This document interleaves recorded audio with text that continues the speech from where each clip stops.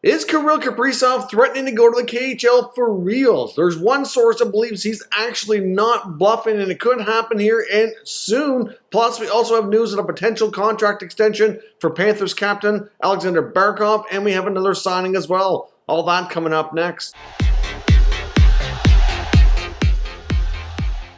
So welcome back to another video here at Top Shelf Hockey. Now, as I mentioned, we have a few items to talk about here today. Before we get into the Kirill Kaprizov situation, I just want to do a couple other quick items here. For starters, the Chicago Blackhawks announced today that they've signed young forward Mackenzie Entwistle to a 2-year contract extension. He gets 2 years at $800,000. From what I can see so far, I believe it looks like it's a one-way deal as well, but I'm still waiting to confirm details of that part of the contract. So I will update the pinned comment if I discover that it's actually a two-way contract for any part of it as well. So Entwistle re-ups with the Blackhawks. We still have a number of other RFAs that are still outstanding. We're still waiting updates on, and it's hard to say when we'll find out. There's not much left in arbitration. There's a couple cases, including Travis Sanheim in Philly, because you got the Pettersson and Hughes in Vancouver. Of course, Kaprizov, we're going to talk about Minnesota, Tkachuk and Batherson in Ottawa, and a few others like Sorokin with the Islanders. And some others. So we probably won't get word, I'm guessing, on some of those RFAs until we get closer to training camp. But I'm sure that GMs and their agents are still kind of grinding away, trying to get those contracts figured out so they don't miss any time. Now, there's also word on the Florida Panthers that they're working hard to extend captain Alexander Barkov. Now, he's been on a pretty good bargain contract, you could say, for the last number of years at $5.9 million. I know GM Bill Zito's been asked point blank about the pending UFA, if he felt any pressure to consider a trade or to get anything done. And he said no, and they felt there was a good chance they'd have a resolution in place here before the start of the upcoming regular season. So to me, this is probably going to be a mega contract. I would suspect they're going to try to lock up Barkov on an 8-year contract extension, probably somewhere between 8 to 10. I don't know exactly where he's going to fall. Obviously, living in Florida, they do have an advantage with state taxes there, like the Tampa Bay Lightning do. So they can probably get away with a little bit less compared to what other teams would have to pay a comparable type player. But still, he's a huge part of that team, always in the Selke conversation, the captain of that team as well for a long time now. And certainly viewed upon as being a real leader. And I do think that this year the Florida Panthers are going to be a real powerhouse and have a real shot at going deep in the playoffs, maybe even being a cup contender.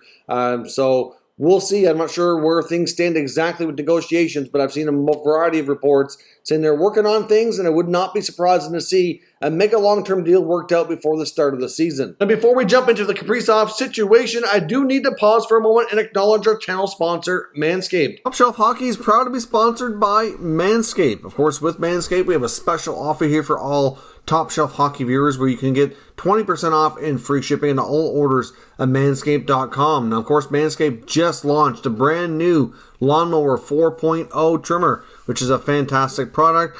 They've taken the level up here, even again with the skin-safe replaceable blades. It's waterproof, it's wireless charging, has a travel lock on it, as well as a nice light so you don't miss what you're doing. So certainly a terrific product. Now, many people associate Manscaped with their trimmers, which is certainly kind of their top product, but they do have a lot of other great options as well, including what they call the Weed Whacker, which is another trimmer for your ears and nose. And they have a variety of deodorants and sprays as well, which also keep you fresh and are terrific as well. So certainly Manscaped has a lot to offer, and we certainly highly recommend all of their products. So check out manscaped.com and use promo code TSH for 20% off and free shipping. Thank you very much for watching that promotional content. I greatly appreciate it. Also want to quickly remind you we have a sale on our hoodies going on right now. These hoodies right here, I'll put the graphic here on the screen so you know what the promo codes are to get your discounts at checkout if you're interested. Now let's jump back into today's video. Now, here's the update on Kirill Kaprizov. Now, I was listening to the latest podcast here from the Daily Faceoff and Frank Seravalli and Jason Gregor. And Frank Seravalli, I must say, made some really good points about the Kirill Kaprizov situation and the Minnesota Wild and why he thinks that it's not a bluff, that he is for real considering and threatening to go to the KHL if he doesn't get the contract that he's looking for here from the Minnesota Wild. Now, Of course, keep in mind, Kaprizov is a very, came over as a very mature rookie, I guess you could say, after playing several years in the KHL, which is, a pro-level game, not exactly the same type of thing. He's 24, going to be 25, which also means from NHL standards, based on when he was drafted, that he's not all that far off from being UFA status, which is certainly a concern here for Bill Guerin and the Wild. I mean, like I said, he's 24. He'll be 25 in April. He was drafted back in 2015 in the 5th round and just finally signed and came over during the 2021 NHL season. Now, of course, he had a phenomenal year, winning Rookie of the Year, put up 51 points in 55 games, including 27 goals. When you prorate that out over the 82-game schedule, he was on pace basically for a 40-goal campaign as a rookie, and you have to think that he hasn't fully hit his prime yet, and he's still going to continue to get better, make adjustments here, and maybe he could do even more than that. He could be a potential 40 to 50 goal scorer with 100 points. Like, it's something that he could very well be capable of during his prime years, and obviously he has a ton of confidence here as well. So here's kind of more of the rationale, though. See, we had reports back, I think it was probably a couple weeks ago now, that there was an 8-figure deal on the table from CSKA Moscow to go back and play in the KHL. A lot of people said it's not going to happen. He's bluffing. He's just trying to play that whole going back to Russia card, which we see sometimes as a threat to get what he wants. And obviously they have a salary cap over there as well. And their cap, I think, works out to be, it's like somewhere around like 12 to 13 million, I think is what it converts to when you convert it into US dollars. So obviously that's a lot of money for one player. And, how could they fill the rest of the roster, put a team on the ice if one player's getting that much? So that's right. So valid points for sure. But Frank Seravalli, in my opinion, also makes some very valid points. For starters, he said that even though there technically is a salary cap over there, it's not unusual or uncommon for teams like this in the Russian league to not really follow the rules. It's, they don't really enforce things there like you see in the NHL and North American professional sports. Obviously I don't want to talk too bad here about the Russians and how they do business and all that, but it's a common thing there. Like, it's not unusual for them to kind of break their own rules. So he does make a valid point. Like, it's quite possible that they might put him on the books on a contract for maybe a couple $1 million, and the rest they'd give him in cash, like, under the table, so to speak. It's not unusual for that kind of business transaction to take place in that part of the world. So for starters, he believes that it's around 10 million, maybe even a little bit north of 10 million is what he was saying. So,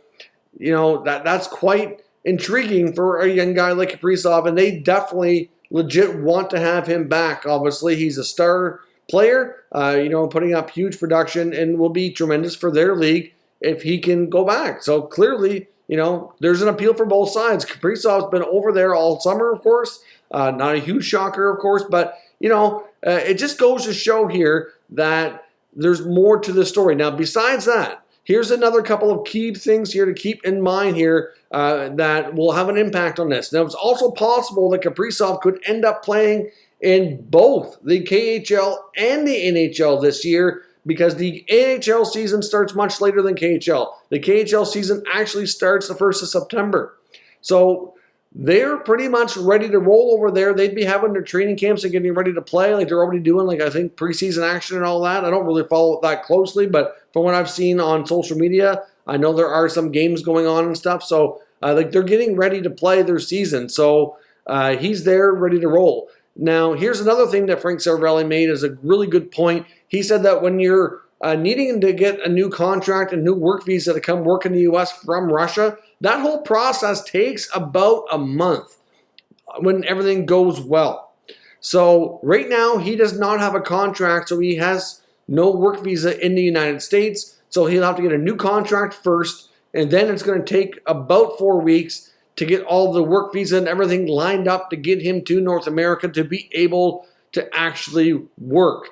Now, if you think about that, when NHL training camps start, we're only 4 to 5 weeks away from that. So in an effort to make sure he doesn't miss training camp, he would have to be signed and under contract to the Wild within the next week. So for anybody who thinks we're not at a real pressure point here, I think Frank makes some great points, and I'm going to have to disagree with those who think that there is no pressure. Now, of course, Bill Guerin has publicly stated that he's not concerned and that that he's not worried about it at all. I believe was his exact words. I'm paraphrasing there, but I'm sure he is. Kaprizov completely changed the dynamic of that team last year and was a major reason why they went from being a non-playoff team to really contending in that division and having a shot at making some noise. You take him out of the picture, that's a very, very different team. Now, I think they're still decent, of course. They're not going to go to being a complete bottom dweller, but he had a major impact, that's for sure.